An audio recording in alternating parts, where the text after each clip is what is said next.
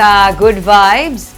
Sa Bacolod City, may tag 20 pesos nga kilos ang bugas kag tag piso nga itlog.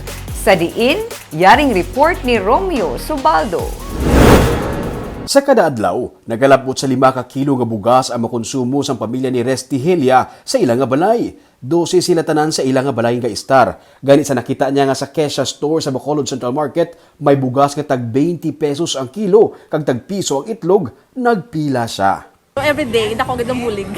Piso lang gid. Yes, plus ang bugas gid everyday nga daan ang bugas namon is 5 kilos gid ang ma-consume namon sa balay at 12. Wow. 12 ka mo. Oo, mga So may isa ka din utod. mo ang sa piso. Oh, kaya actually ako na-count is 3 dala sa bana ko pag sa bata ko. So baka 3 ka. Yes.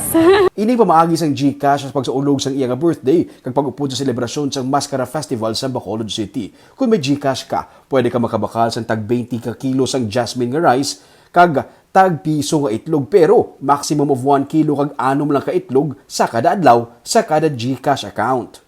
Gani sa makita ni Julian Menaso nga may amo sini nga promo halin sa Abada Sky relocation site, nagkadto man siya sa Central Market para maka-avail man sa sini nga promo. Mas dako man save kay tag pilang bugas sa bongdan 40, 50. Tas ang egg dan sa amon to sa araw tag 10 ang isa. Ay pulo ang bilog. Sunod sa kay Benjo Hervias, Channel Distribution Manager sa Negros sang GCash, inya pa birthday sang GCash kag bilang pag-upod man sa Mascara Celebration sa Bacolod City.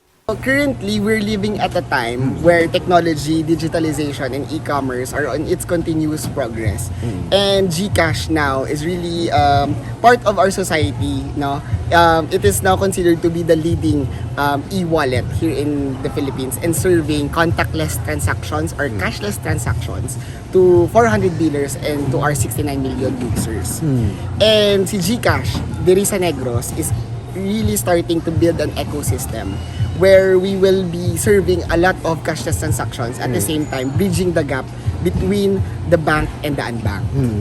And timing man, nga subong, sa subong nga simana or subong nga bulan, we're celebrating the Mascara Festival. And at the same time, it's the second birthday of GCash. Wala labot sini may piso parking man kag piso soft drink sa Basket Bacolod.